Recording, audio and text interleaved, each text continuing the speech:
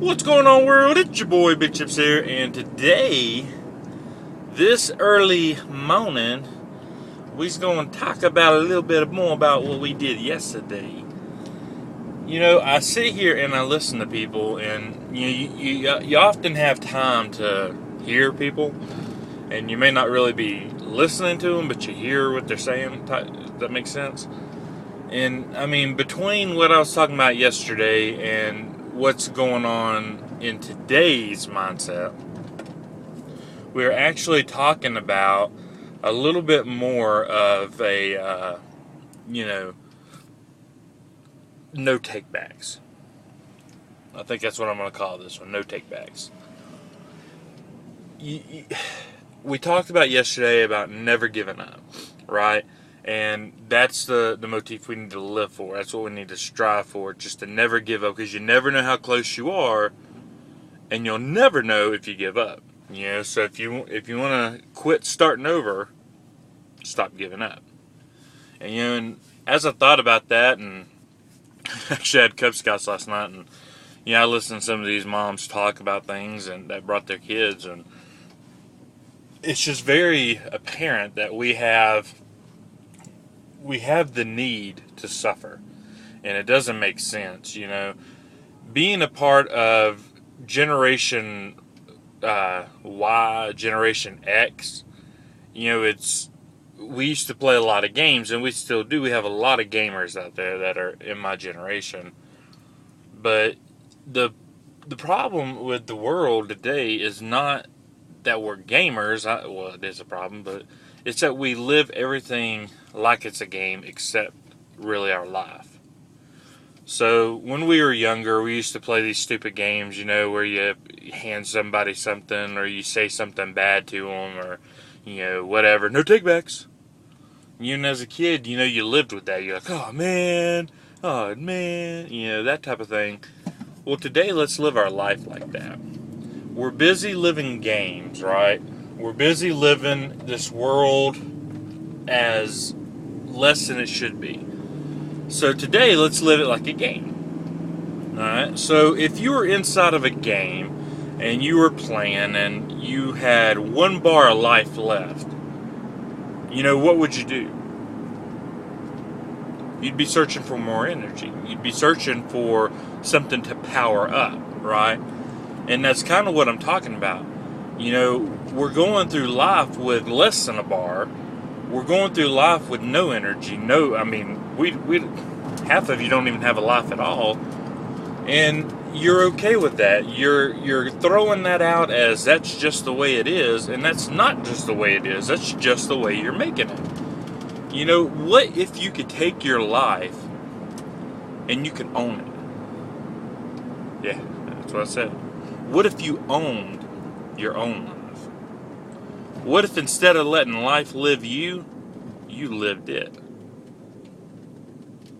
Some powerful words in that statement, and I don't think a lot of people listen because they're not getting it. Things happen. People are living in strife.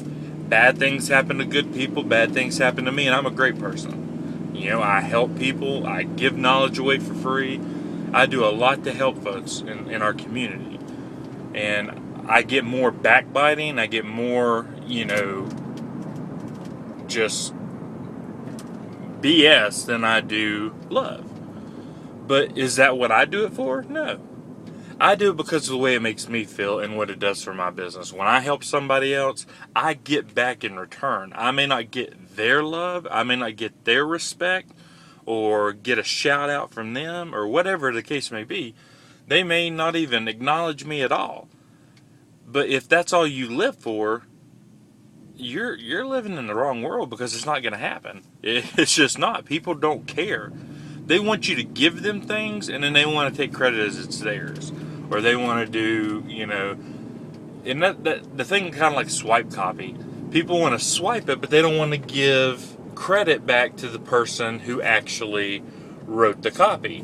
Or they change a sentence or two, and all of a sudden it's their copy, and they're plastering all over Facebook, acting like they wrote it. And to me, that's just bad marketing. But you're going to get people like this. And that's what you got to understand. You're going to have people like that They have no respect for you. They have no respect for your work. But you can't live in anger or hostility or any of that stuff. You got to live with joy. You got to live happy. Find a good situation in everything. No matter what happens in life, it was destined to be that way. Now, you either created that destiny or it's just what God had in store. And it all goes back to God because He gives us free reign over our lives. So, bad things do happen to good people. Bad things have happened to me, and I'm not going to talk about it, but, even though bad happened, it's actually turning out to be more of a blessing. And it's hard to see that at first because you want to live in the pity and live in the shallow depths of your own hell that you're creating. It's a lot easier that way. But what if you just released it? What if you took all this pain, all this strife, all this illness, all this insecurity, all this baggage? What if you took it all and you just left it at God's feet? You just unloaded it and said, all right, I don't want this. You can have it. No takebacks. No takebacks. I don't want it. What if you actually lived your life that way? What if you made your life like you had some kind of non-stick anointing on you? Like you were covered in Crisco, vegetable oil, whatever, that when all these negative things, these bad situations came at you, they just slid right off. You could live a life saying no takebacks. Someone dishes out some bull crap to you, say, nah, I don't want it. Here you go, it's yours. No takebacks. Somebody hurts your feelings, makes you cry, and you just stop and you say, no, I'm not going to let this affect me. This is your problem. This is your anger. I don't want it. You can have it. No takebacks. Do you get what I'm doing here? You get what I'm saying? It makes me smile because it feels like I'm playing a game.